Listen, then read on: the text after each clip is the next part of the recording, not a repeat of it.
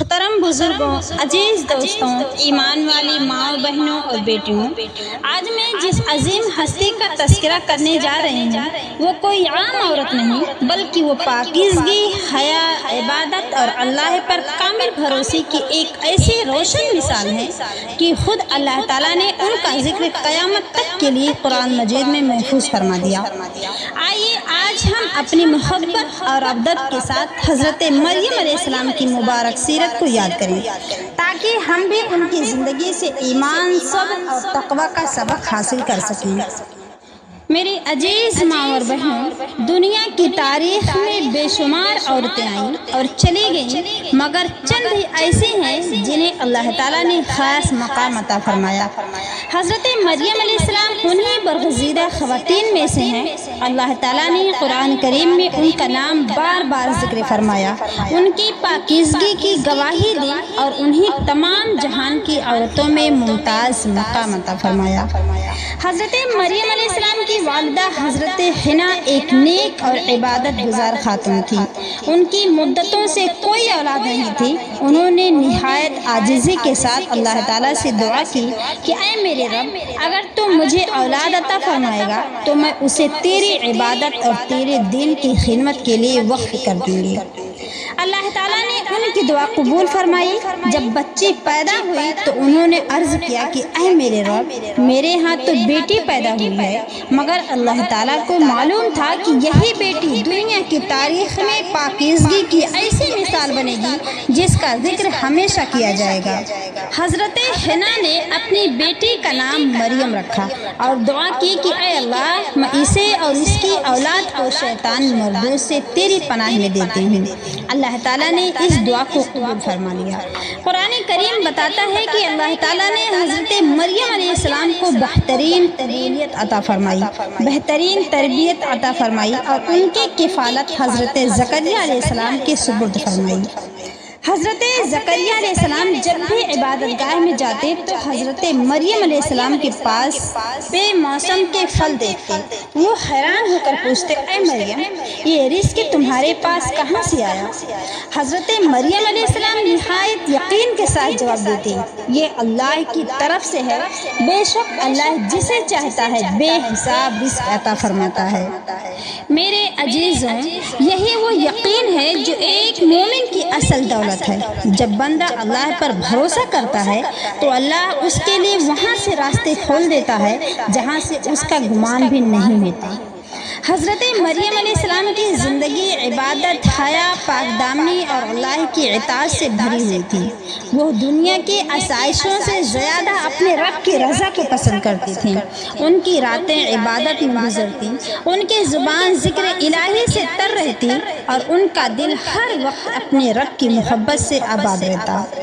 پھر وہ عظیم لمحہ آیا جب حضرت جبرائیل علیہ السلام اللہ تعالیٰ کا پیغام لے کر تشریف لائے تو حضرت مریم علیہ السلام نے ایک اجنبی مرد کو دیکھا تو فوراً فرمایا، اگر تم اللہ سے ڈرتے ہو تو مجھ سے دور رہو، میں رحمان کی پناہ چاہتی ہوں۔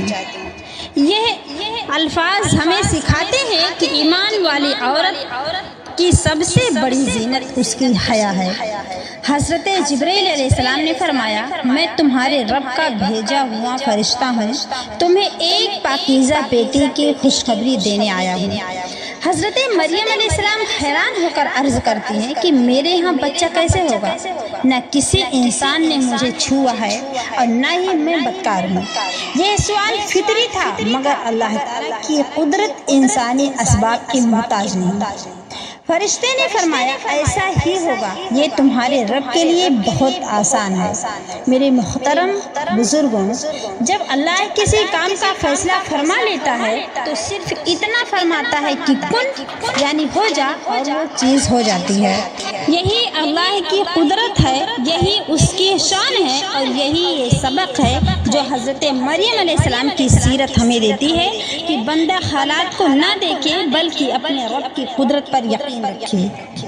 میرے محترم بزرگوں، عزیز دوستوں، ایمان والی ماؤں बहनों और बेटियों, हज़रत मरियम अलैहिस्सलाम ने जब अल्लाह के फैसले को कबूल कर लिया तो उन्होंने किसी किस्म का एतराज़ नहीं किया, बल्कि अपने रब पर कामिल भरोसा रखा। और एक सच्ची मोमिना की यही शान होती है कि जब अल्लाह का हुक्म आ जाए तो वो अपनी ख्वाहिश को नहीं बल्कि अपने रब की रज़ा को मुक़द्दम रखती है। कुरान करीम बयान करता है कि अल्लाह ताला के हुक्म से हज़रत मरियम अलैहिस्सलाम हामिला हुई। ये एक अजीम मुअजिज़ा था, न कोई शोहर न दुनियावी सबब, बल्कि सिर्फ अल्लाह ताला का हुक्म। इसलिए हज़रत ईसा अलैहिस्सलाम की पैदाइश अल्लाह ताला की कुदरत की एक निशानी थी। हज़रत मरियम अलैहिस्सलाम लोगों की नज़रों से दूर एक वीरान जगह चली गईं। वो अपने रब की तरफ मुतवज्जा रही, उससे मदद मांगती रही और उसी पर भरोसा करती रही।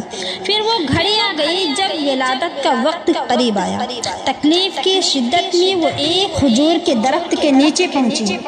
दर्द इतना शदीद था कि बेइख्तियार उनकी ज़ुबान से निकला कि काश मैं भी उससे पहले ही वफ़ात पा चुकी होती और लोग मुझे भूल चुके होते। ये अल्फाज मायूसी की तालीम नहीं देते, बल्कि उस लम्हे की शदीद आजमाइश को बयान करते हैं कि अल्लाह ताला ने उसी वक्त अपनी रहमत नाज़िल फरमाई। अल्लाह ताला ने फरमाया कि गम ना करो, तुम्हारे रब ने तुम्हारे लिए नीचे एक चश्मा जारी कर दिया है और खजूर के तने को हिलाओ, तुम पर ताज़ा खजूरें गिरेंगी। फिर फरमाया खाओ पियो और अपनी आंखें ठंडी करो। सोचिए, जिस रब ने एक तन्हा खातून को वीरान में तन्हा नहीं छोड़ा, वो अपने बंदे को कैसे छोड़ सकता है। ये वाक़या हमें सिखाता है कि सख्त तरीन आजमाइश में भी अल्लाह ताला अपने बंदे के लिए ऐसे रास्ते पैदा करता है जिनका वो तसव्वुर भी नहीं कर सकता। विलादत के बाद हज़रत मरियम अलैहिस्सलाम अपने शेरख्वार बच्चे को गोद में लेकर अपनी कौम के पास आईं। लोगों ने जब ये मंजर देखा तो तरह तरह की बातें करने लगे। उन्होंने कहा, ऐ मरियम, तुमने तो बहुत अजीब काम कर दिया। ऐ हारून की बहन, न तुम्हारा बाप बुरा आदमी था और न तुम्हारी माँ बदकार थी। ये हज़रत मरियम अलैहिस्सलाम के लिए बहुत बड़ी आजमाइश थी, मगर अल्लाह ताला ने पहले ही उन्हें हुक्म दिया था कि आज तुम किसी से गुफ्तगू ना करना। हज़रत मरियम अलैहिस्सलाम ने जवाब देने के बजाय सिर्फ अपने नवमौलूद बच्चे की तरफ इशारा कर दिया। लोग हैरान होकर कहने लगे, हम एक गोद के बच्चे से कैसे बात करें। और फिर अल्लाह ताला ने वो मुअजिज़ा ज़ाहिर फरमाया जिसे क़यामत तक याद रखा जाएगा। अल्लाह ताला के हुक्म से हज़रत ईसा अलैहिस्सलाम ने गहवारे में ही कलाम फरमाया कि मैं अल्लाह का बंदा हूँ। उसने मुझे किताब अता फरमाई और मुझे नबी बनाया, उसने मुझे बाबरकत बनाया।